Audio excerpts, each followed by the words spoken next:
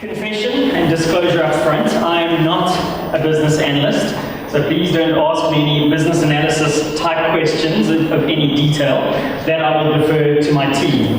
But just by show of hands, how many of you were able to attend Mo's talk this morning, the opening keynote? Anyone? One or two of you, okay. I think Mo and I have been drinking from the same Kool-Aid. So I'm going to talk a little bit about the power of partnership and the power of collaboration. I love Africanisms. I am from the UK, so I'm an import. And I found this saying, if a person dreams alone, it remains nothing but a dream. But when people dream together, that dream can become a reality.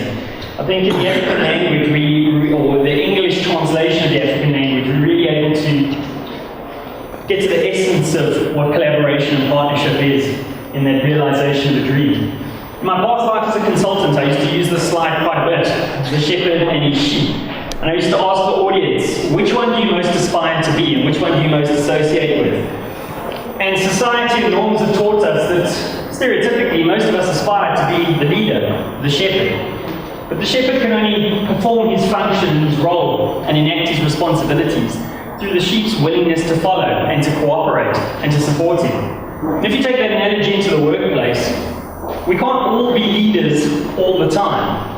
Sometimes we need to be a follower. We need to let someone else stand out and have the courage to follow them and support them in their vision, and that's how great things are achieved. More importantly, when I give this talk, I point out the one or two black sheep, but I'll leave that for another day and say really what you should aspire to be is like me, become a black sheep. But partnership exists on many levels. In my avocation as an educator and my vocation as a businessman, I've had the privilege to experience collaboration on a grand scale, but also collaborations on a much more personal, one-on-one scale. I'm reminded of the story of the little girl walking along the beach, seeing hundreds of thousands of starfish washed up on the beach, and as she walked along, she'd pick one up every now and then and throw it back into the sea. And someone stopped her and said, "Why on earth are you doing this? It's not making any difference, you're never going to win." And as she picked up another one and threw it into the ocean, she said, "Well, I made a difference in that one's life." And that's what I think we all need to understand. Partnership, collaboration can take on many, many different forms. It can be the artist and the muse, the singer and the songwriter, the financier and the entrepreneur. All of these are forms of collaboration where people at a point in time come together for the greater good. Without these sheep, without the sheep, the shepherd is nothing but a man on a hill. And if everyone aspired to be the shepherd, there'd be a dozen of them up on the hill and probably the lone black sheep, and nothing would work in harmony whatsoever. Also, when we think of partnerships, we tend to think of the great partnerships, the Steve Jobses of the world and the Steve Wozniaks of the world, the John Lennons and the Paul McCartneys, the Tenzing Norgays and the Edmund Hillarys, the first men to summit Everest together. But all of us can engage and give a little bit of time for our own benefit and for the benefit of the community and those around us. And that's what I see and why I refer to myself not as a leader but as a steward. Leadership is really quite temporary, and that's why I like stewardship. I speak often about my role as taking temporary ownership or custodianship of something, with my goal being to leave it better than I found it. I will not be at FTI for the rest of my life. But for the period I'm there, my job is to make it better. Better for the team that work there, better for the students that attend, and better for the communities that we place our delegates in. And that's what these two gentlemen did. Together, they collaborated. Not because one needed to be the first and one needed to be the second, but together, they knew they would make the journey. So I want to tell you a little bit of a story of my own experience in how you can make a real difference through partnership, through collaboration, if you find the right people at the right time with the right courage and conviction to do something great.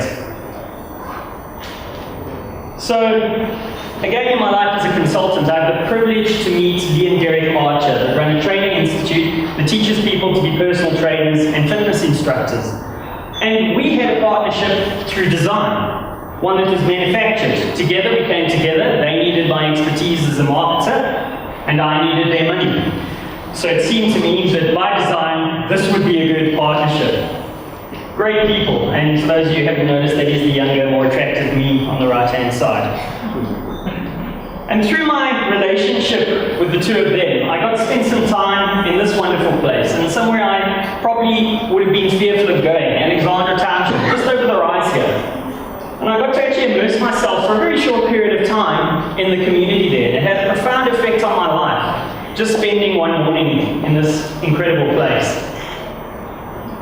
The reason we were there is we were having a marketing outreach drive, which was really a PR exercise, and we collected a whole lot of gym equipment, treadmills, weights, punching bags, and the intent was to donate it to this gym, which you can find in the heart of Alex. And this is run by a former boxer. He basically charges, I think, people 10 rand a month to participate, if they can afford it. And they make the best of what they have in a very, very small converted house. But I met a lot of inspiring people there, particularly this young lady, Mapule.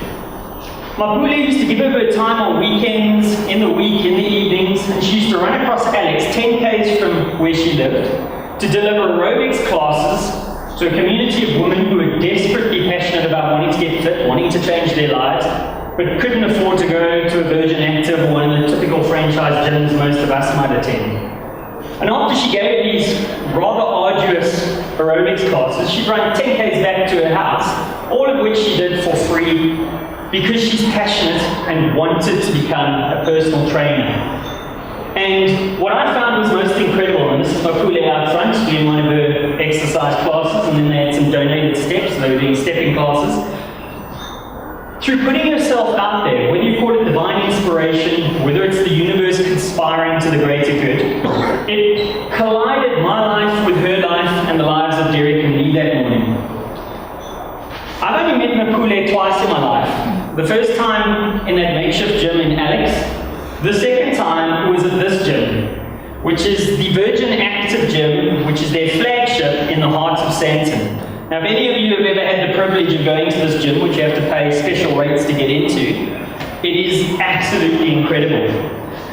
And Mapule's inspiring story was that from that day in Alex, I agreed to sponsor her studies, and me and Derek agreed to take her on and to arrange for her to get transport to their college so that she could pursue her studies and get her first certificate as a personal fitness trainer. They also then helped her get her first job at the Fourways Virgin Active, and she did so well there, she was quickly snapped up when this gym at Alice Lane opened.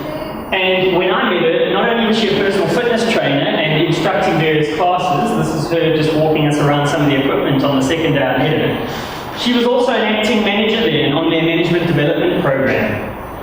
And all of this was through a partnership that was not necessarily for a material gain.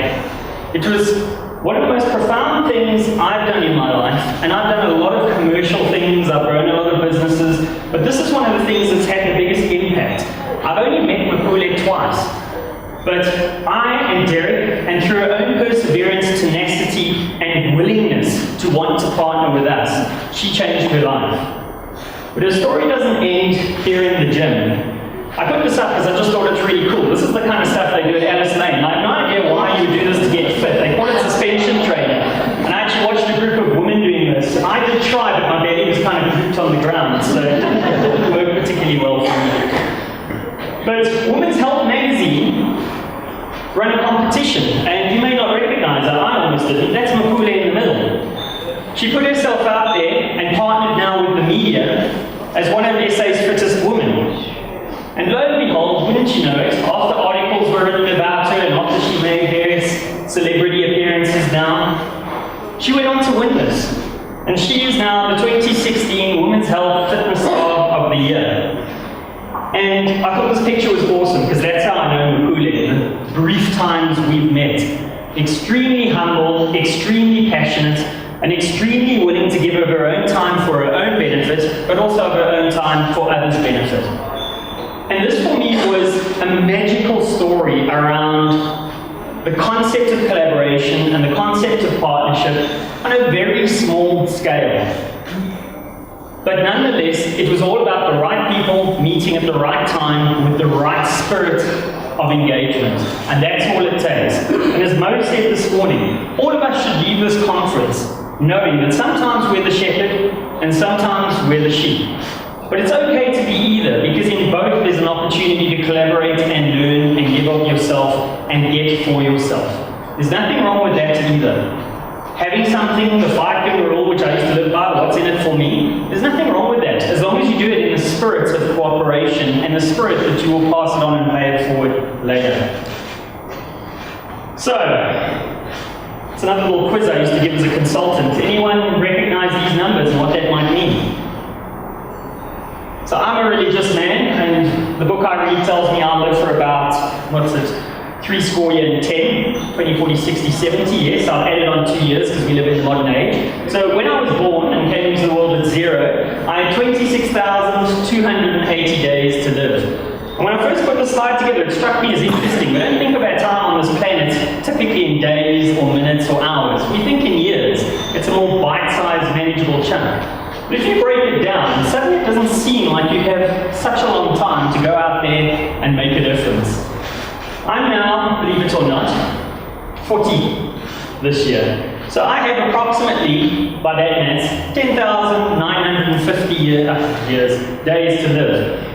And what I've realized in my time here is that it's far better to collaborate and partner and give to people. You get so much further, you can achieve so much more. That dream of one can be the reality in the collective.